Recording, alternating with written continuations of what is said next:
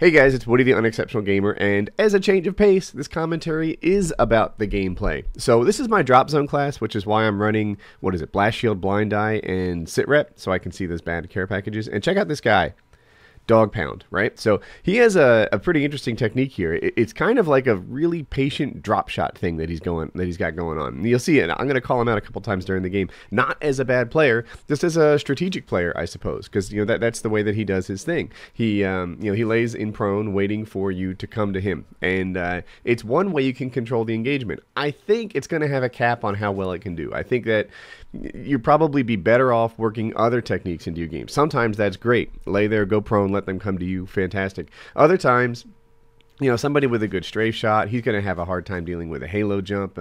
There's a handful of ways to make yourself harder to kill, and he seems to be using just that one. So, it's all good. It's all good. We all have our own ways of playing.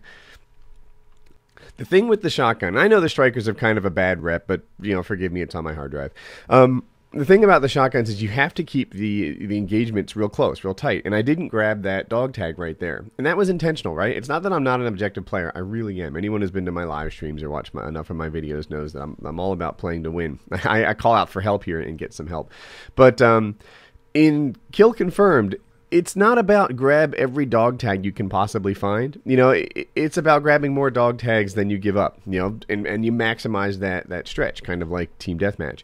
If I were to run out there in the open with a shotgun all the time, then that would be a problem for me. Oh, this guy in his last stand. Oop, and there he is. You see Dog Pound?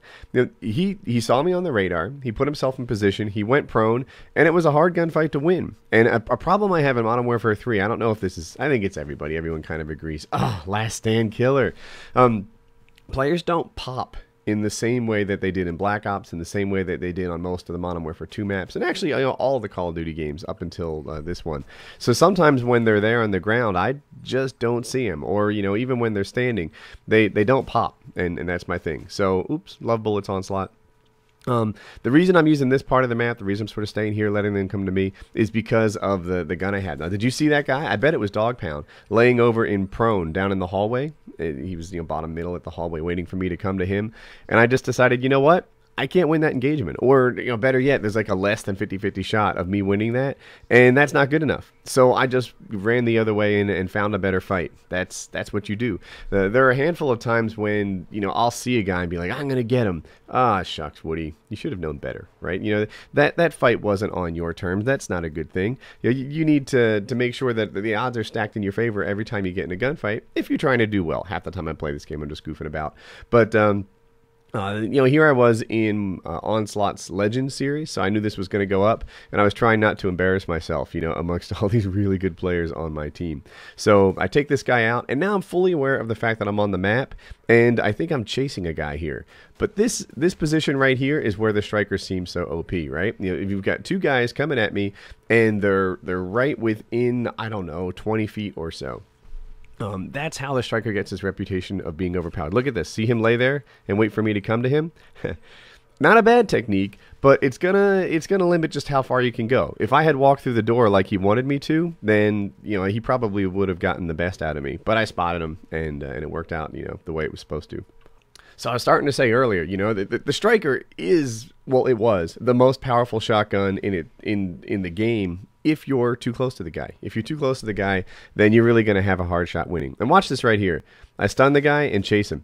That's the thing that you do with shotguns all the time. Shotguns can be hard to play with. Now, I know the striker's not that hard, but shotguns can be really tricky to do your best with because you really have to cut the distance. You have to close that distance without getting shot, in that period in which you're fairly unarmed.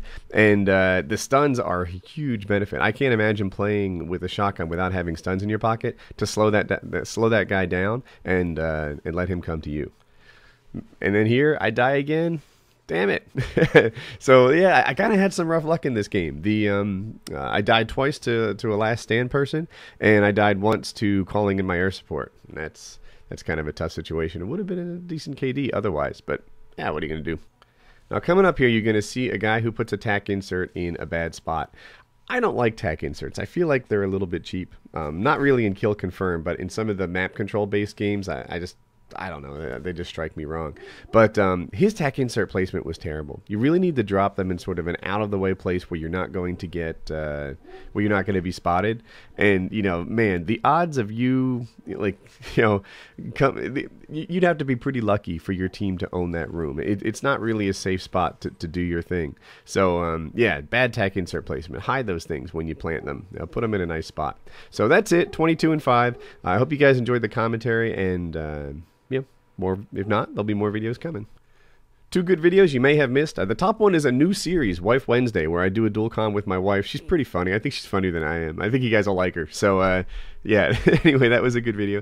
And the bottom one was kind of a thank you, where I sort of call out the support that I've got from you guys lately and how much I appreciate what you do. So, a surprise video on the right. If you're new around here, you can click on subscribe in the top. Links in the description to Facebook, Twitter, etc. Oh, and by the way, a link to Onslaught's Road to Commander series. That's where this gameplay was from. If you're interested in watching a Road to Commander, then you'll like that too. Have a good day.